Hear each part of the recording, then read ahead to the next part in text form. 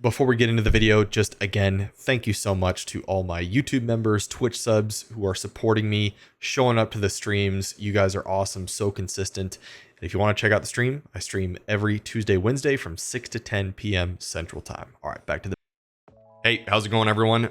We got news last week that Bungie was going to release some news on Frontiers, which, as we've known, is the next big thing that's coming out for Destiny. So we don't really know what it is yet. Is it an expansion, a new season?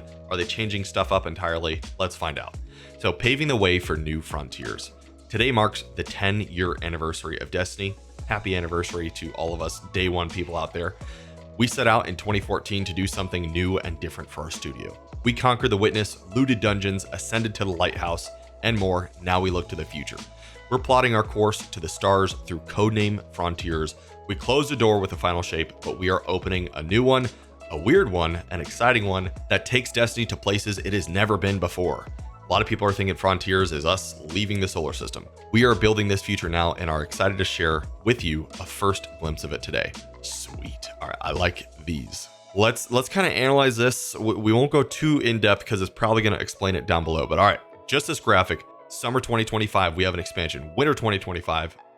Oh, we get two expansions next year.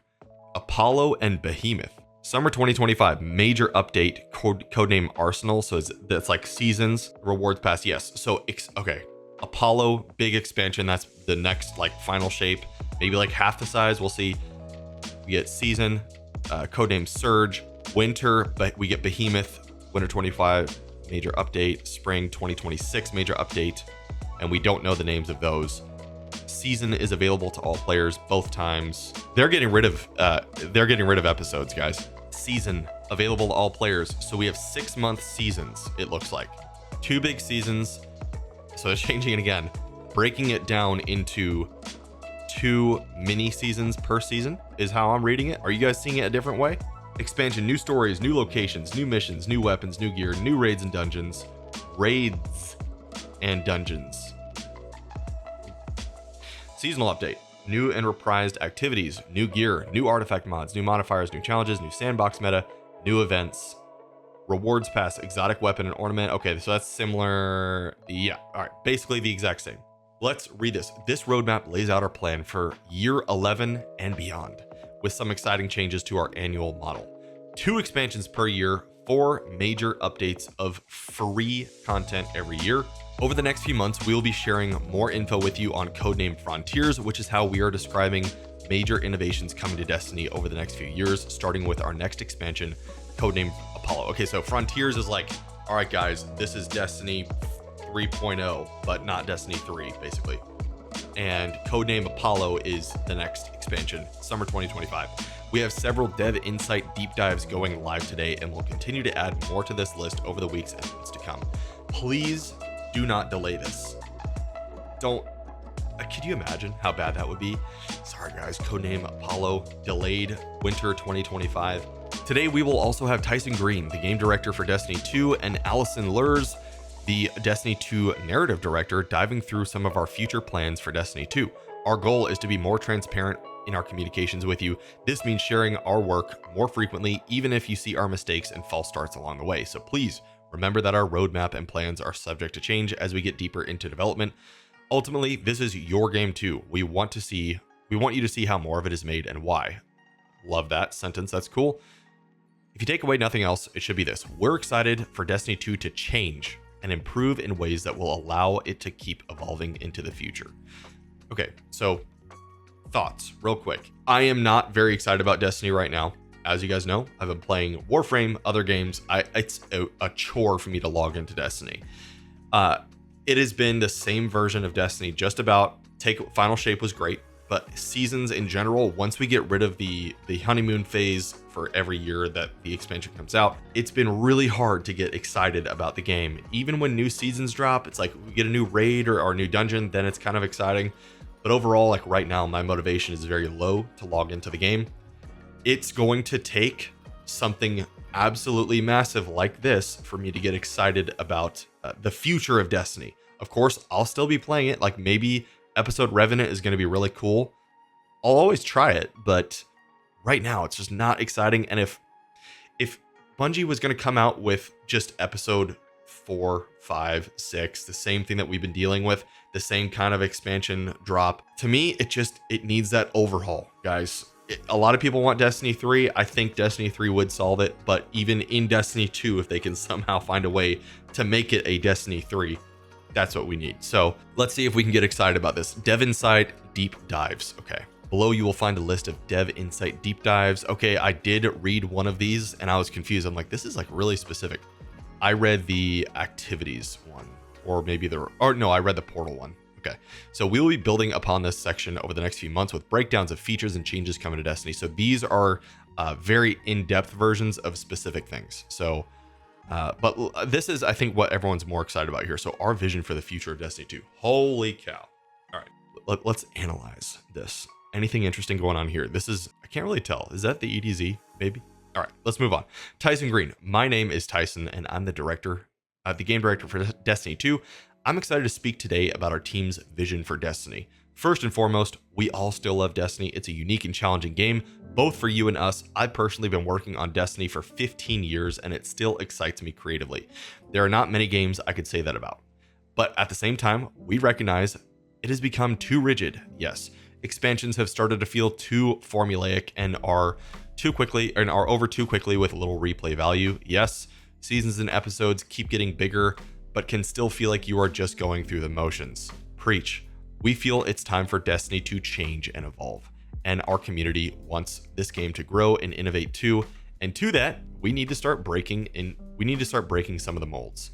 Annual expansions. Here we go, guys. So we're going to start with annual expansions. We've loved creating annual expansions and are especially proud of the Final Shape. Again, I said Final Shape was great. Not enough for a full year though. But the truth is that they dominate most of our development effort.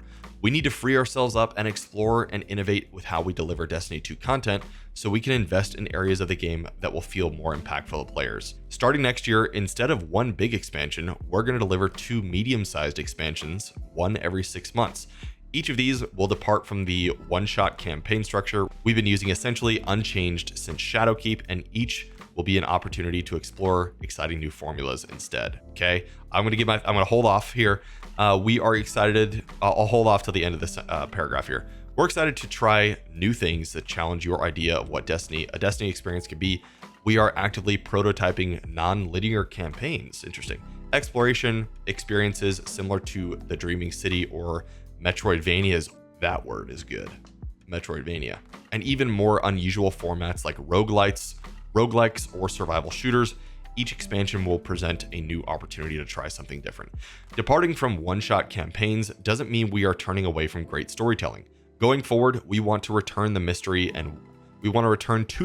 and wonder that was woven into the fabric of early Destiny, when the story felt ripe with possibilities and an epic sense of exploration and discovery. Great stories are as important as ever in our creative vision, and Allison will be in touch with more of that below. Okay, thoughts. Annual expansions.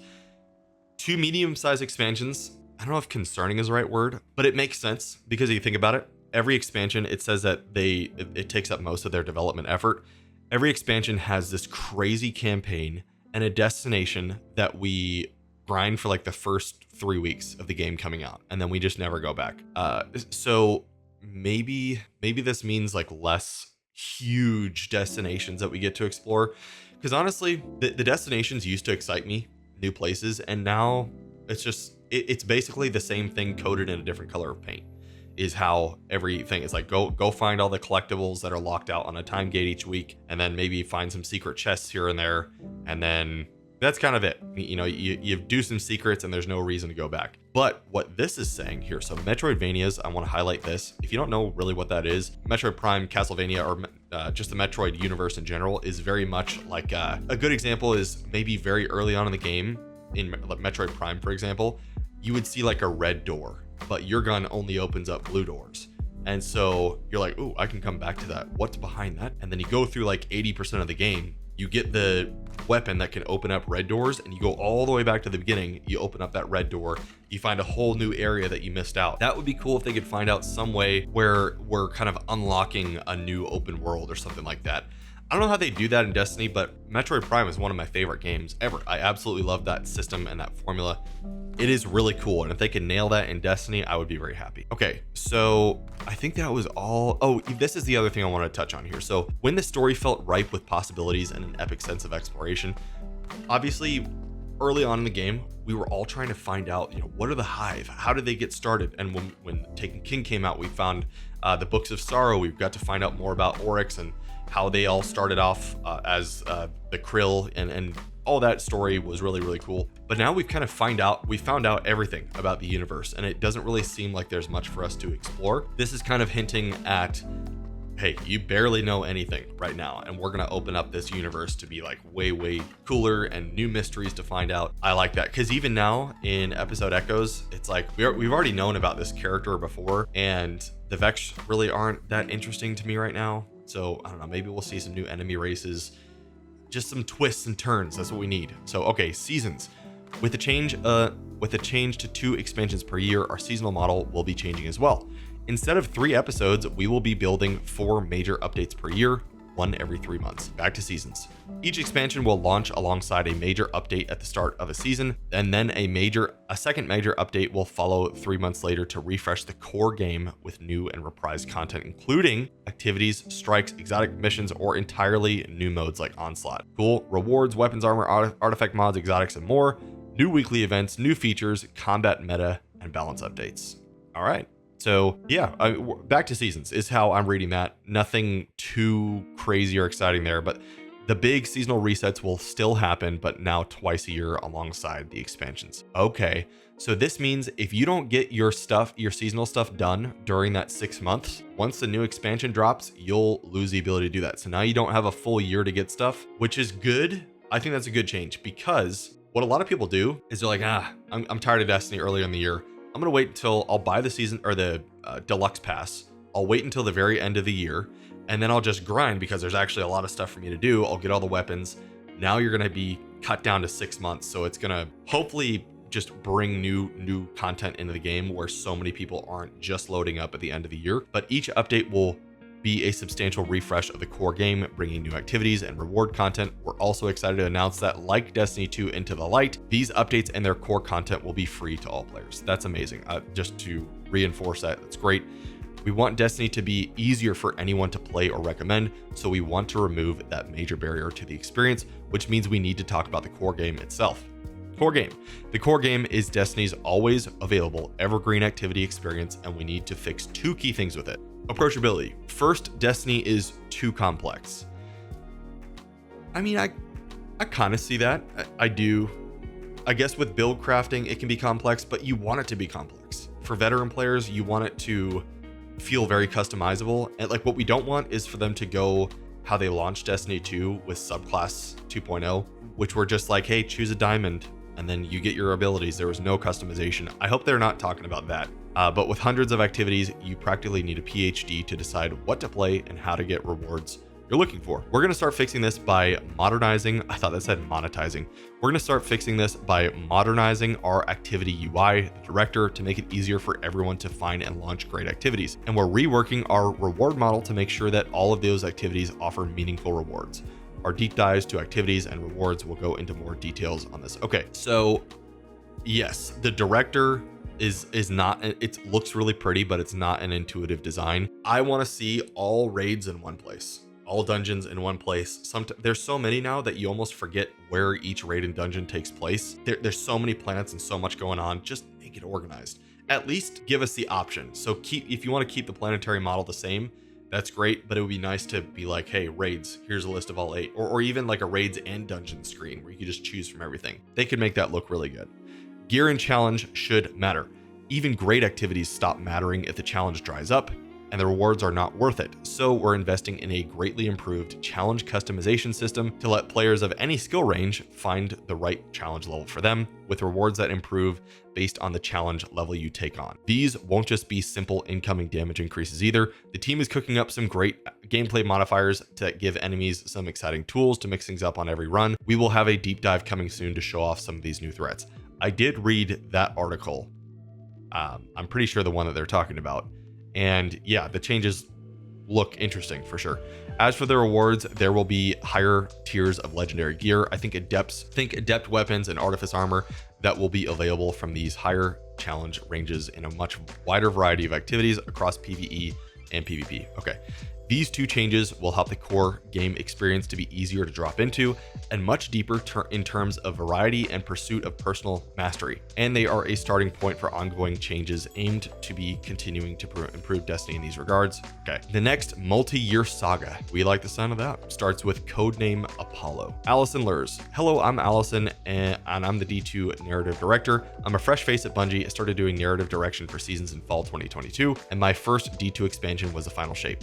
We're proud of the Final Shape and the ending it created for the Light and Darkness saga, and we know that episodes that follow would act as an epilogue trying to tie up the Light and Dark's hanging threads, but also setting up for what's next. The episodes close doors and open new ones, purposeful ones, storylines that are set in place to prepare us for what comes next. And what is next for our new saga? All right, so that is that the Cosmodrome?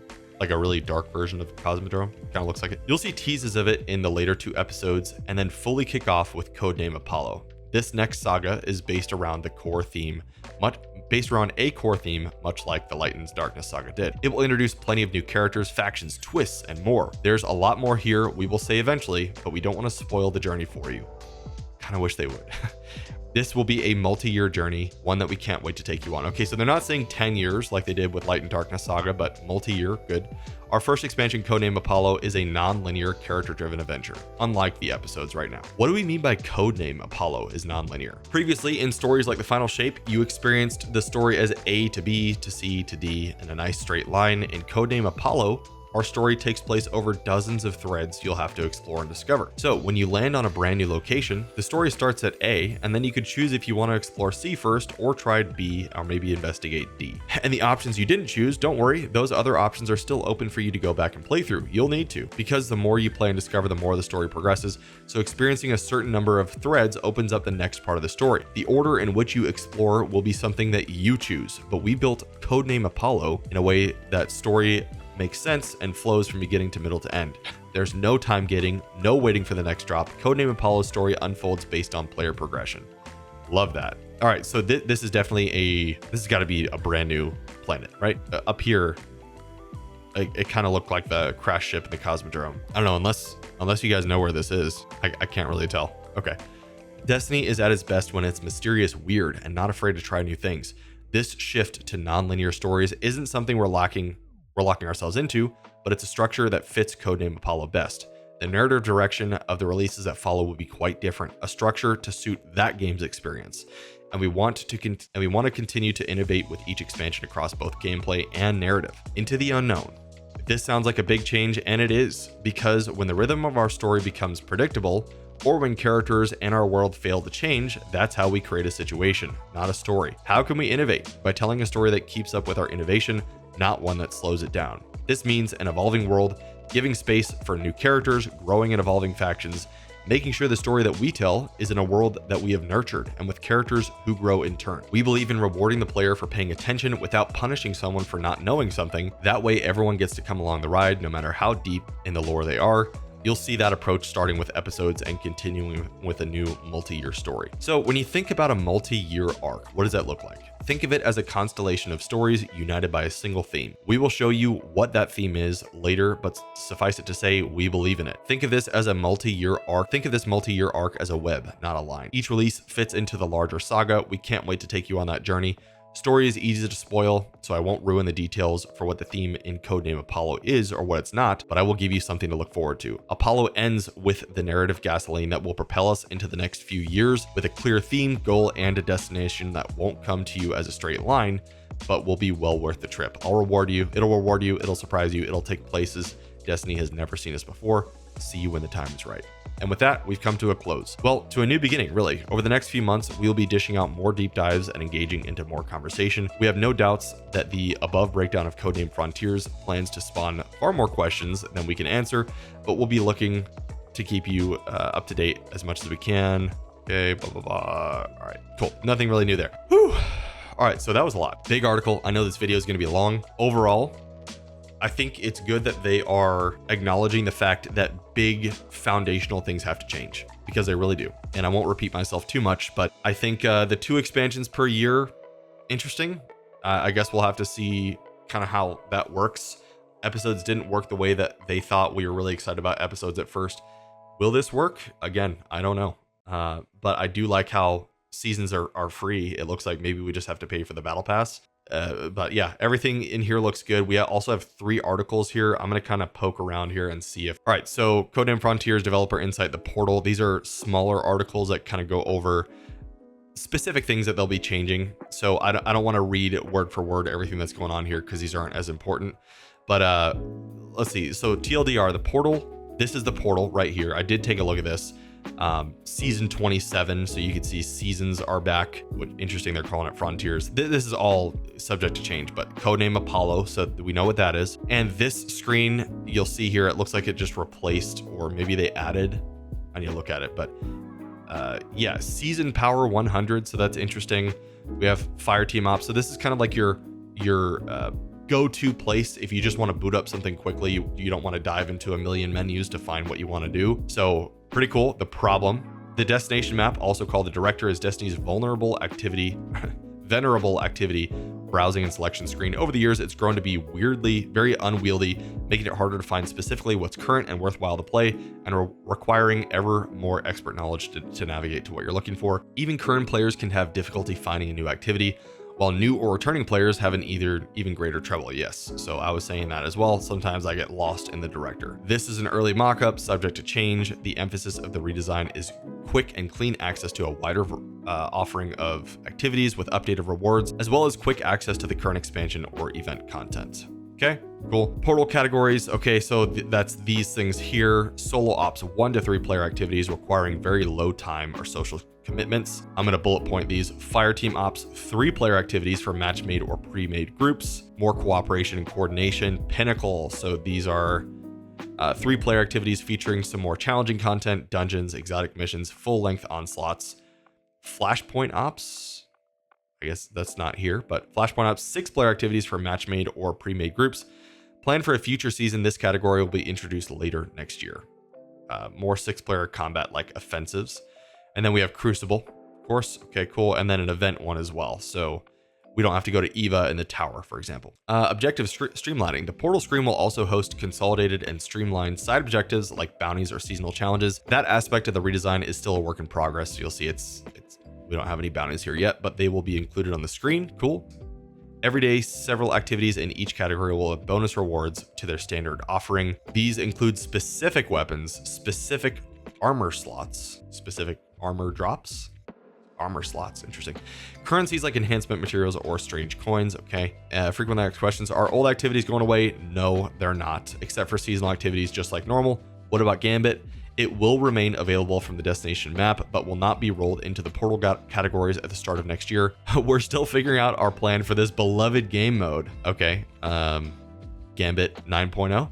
Will raids and dungeons be in the portal? Dungeon content will be featured in the Pinnacle Ops category with some alterations to support challenge customization and reward. Raid content will not initially be present in portal categories. So this is that customizable difficulty stuff. The long clear times combined with a wide... Okay. So raids, no. All right, so that's that one. Let's go to rewards. Core game, rewards. Again, we'll skim through this, try and get the most important stuff. TLDR, weapons and armor will be available in a deeper range of quality across a wider range of activities. Are we getting a new tier of rarity? Core game activities will have dedicated reward pools for different activities.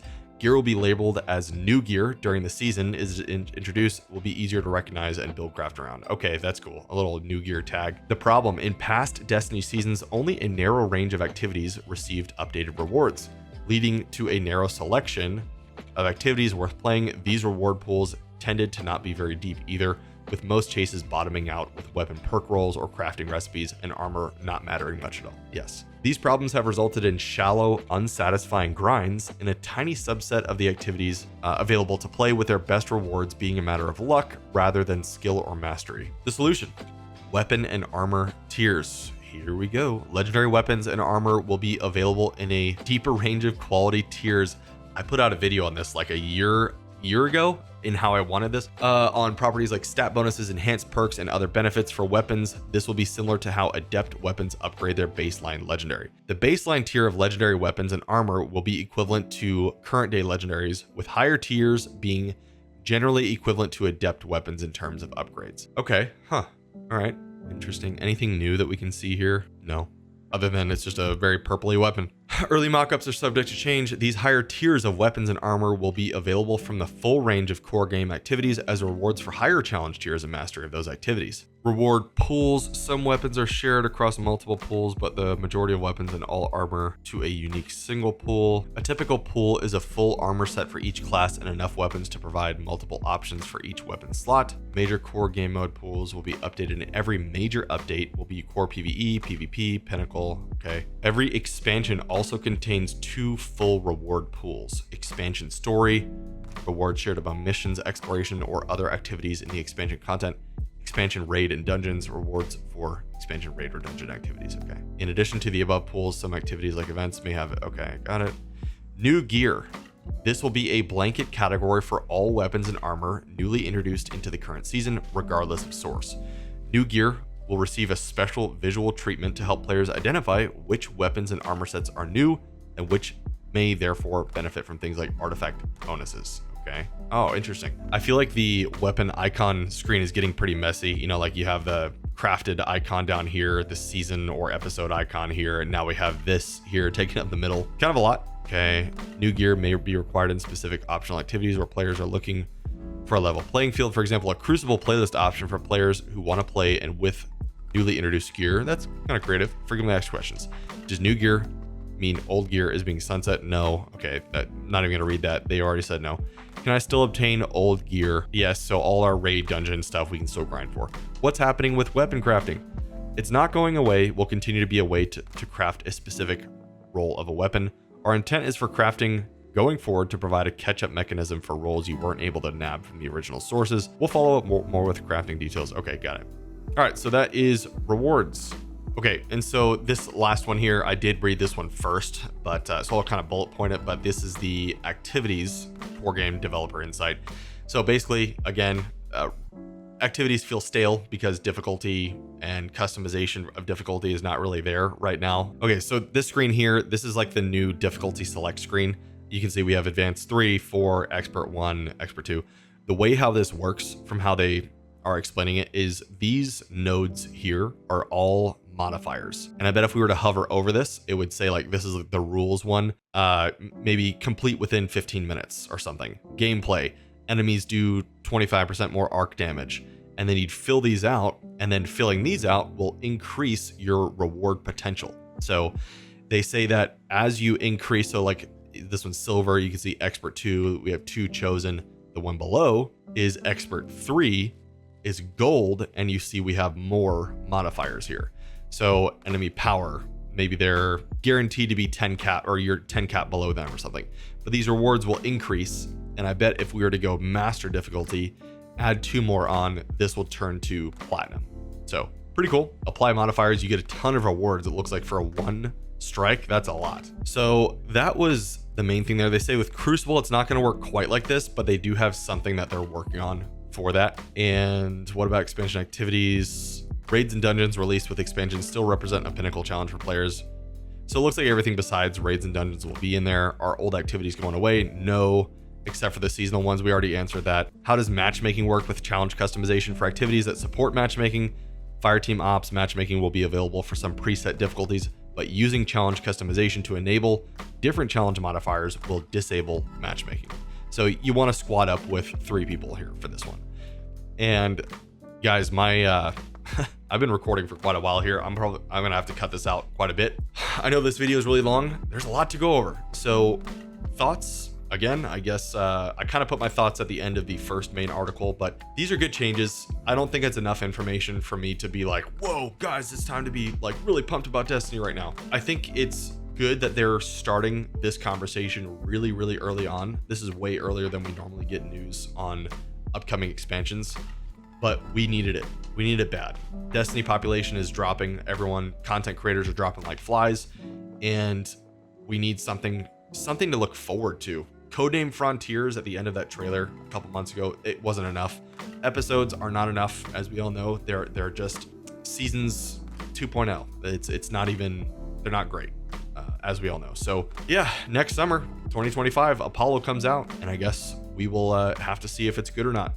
But I will be playing it. I'll play every episode, all the story. You guys know I'm not going anywhere. I'm not quitting Destiny, but it's tough to play right now. I'll be honest. It feels like a chore to log in. But let me know how you guys are feeling. How do you feel about this update? You excited about it? Let me know. See ya.